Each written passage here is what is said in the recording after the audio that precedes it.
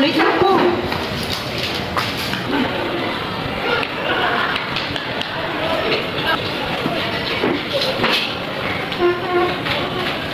Dito na ako dito ko.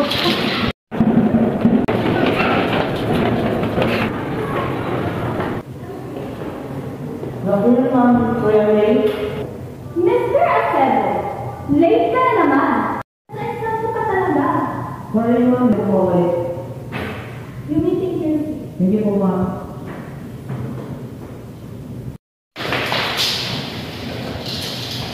Again, class, huwag niyong tutularan si Bobby. Sorry ma'am. He's always late in my class. And now, sa exam ka talaga. Here's your test paper. Tingin mo ma'am.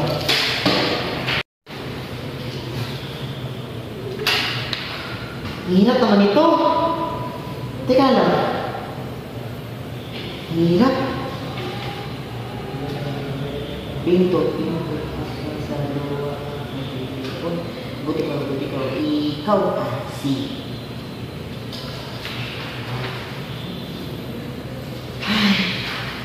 Okay, and on 10, 9, 8, 7, 6, 5, 4, 3, 2, and 1. Kung hindi ko kaya na po, ma'am, hindi ko na yan problema, Bobby at 7. Pero you're late.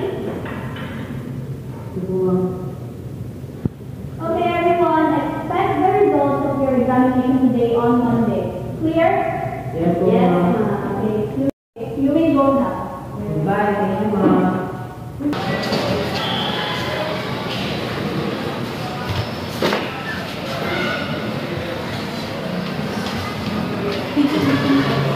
Hello, ma'am? Yes po. Ginagawa ko na po. Yes, ma'am. Yes, ma'am. Opo, ma'am.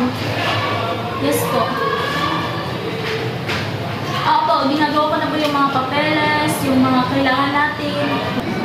Yes, ma'am. Thank you, ma'am. Ma'am, dito na po ako! Miss mo, ma'am. Ma? Aray ko?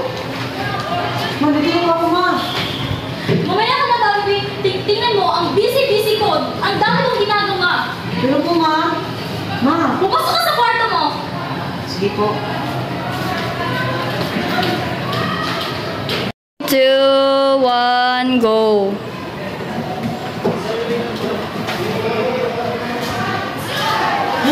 Lagot ako ni mama nito. Ma, dito na po ako, ma. Ma? Ano yan? Ito po yung score ko sa exam ko.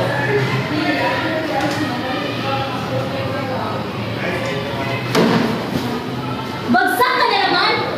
Ano bang gusto mangyari sa buhay mo? Ha? Lagi ka kang bagsak. Sorry po, ma. Wala ka nang matinong ginawa, ha? Pumasok ka sa kwarto mo. Dagdag ka lang sa problema. May oras na ako ng buti, ma. Pumasok ka sa kwarto mo. Sorry po, ma.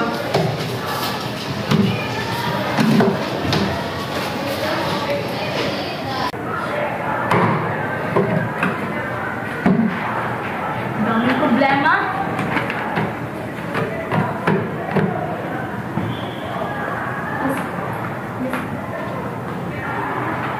Is your result.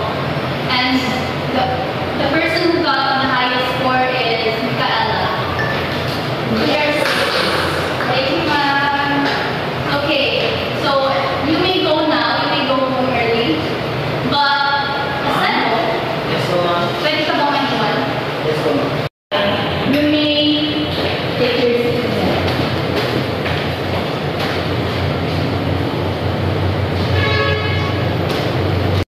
Bobby, bagsak. Sorry po, ma. Pwede ko bang itanong sa'yo? Ano ba problema mo? Wala naman po, ma. Sabihin mo nga ang totoo kung nagsanda ako na kulang, hindi ba effective ang tinuturo ko, kung bakit ba Sabihin mo, ma. Sa bahay po kasi, ma'am. Yung mama ko po, walang oras sa akin. Bob,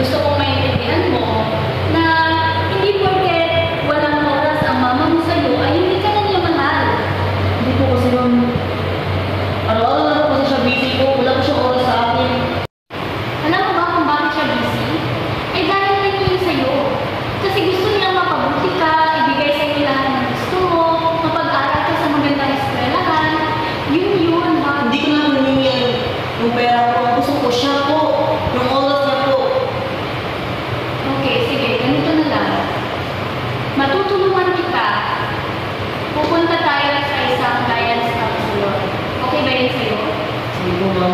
Para mapag-usapan kung ano ang dapat mong gawin, para maintindihan mo ang mga bagay-bagay na mahirap intindihin para sa'yo.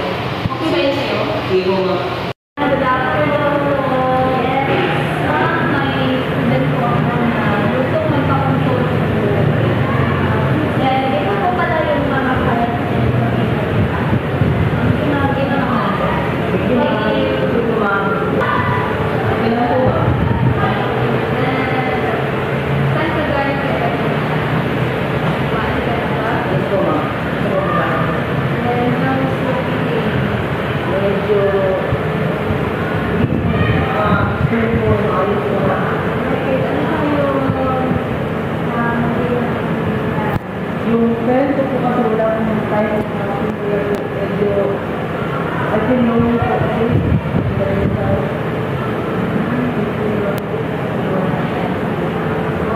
ako po. Yes po ma'am, yung papa ko po kasi maganda na po kasi kaya yung mama ko lang po yung mga nagtatrabaho. Okay, so, ganun ba? So, kung ano bang gusto mo? Ano gusto mo mo? Hindi, Ayoko po ma'am, ako po kasi pagitan ako no. So, ganito kasi yung bagay, mayroong advantage at disadvantages. Ang advantage is kung pupunta ka dito with your mother, is may possibility na open mo sa kanya yung mga concerns mo at magiging open kayo sa isa't isa. You can open each other sa mga feelings. Then yung mga disadvantages naman, kung wala dito yung mama mo, then it remains na balik-balik mo mga nangyayari sa inyo. Dalawa, lagi kang papagalitan, and then hindi mo ma-open yung mga concerns. Sige po ma'am, mas maganda po siguro nandito po yung mama ko po.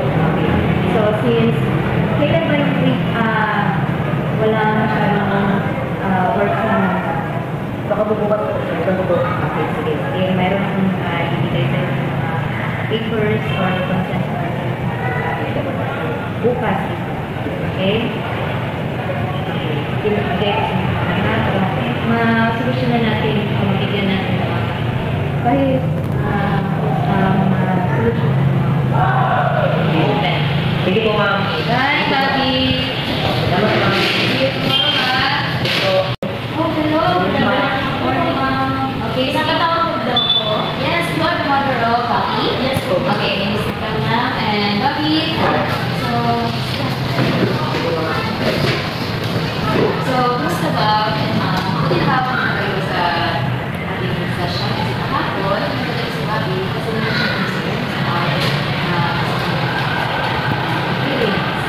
Sige ba?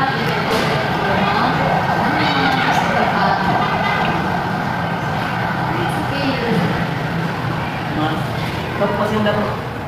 Wala po kasi oras sa akin. Lagi mo na ako pinawala-wala. May isang araw yung nakabagsak, pero lagi mo ako pinagalitan. Mabuti pa yung classmate ko po. May support sa magulang, ikaw wala po. Anak, pasensya na ako sa mga nagawa ko sa'yo. Ang busy kasi ni Mami. Gusto ko lang na mapabuti yung buhay mo. Para lang lahat sa'yo ko, yung ginagawa ko. Pero pagbubutihan ko sa susunod na magbibigay ako ng oras sa'yo. Ano po ma? So, Bobby, okay ka na ba? Yes po ma'am. Thank you, ma'am, sa pagbubuhay ng family ko para ma-open din nila yung mga sites nila magulang. Kasi napaka-importante na ako talaga sa bigay ng oras kahit na napakaraming or minsan importante yung mga schedules na. In the end, mas importante na rin yung well-being, emotionally and mentally.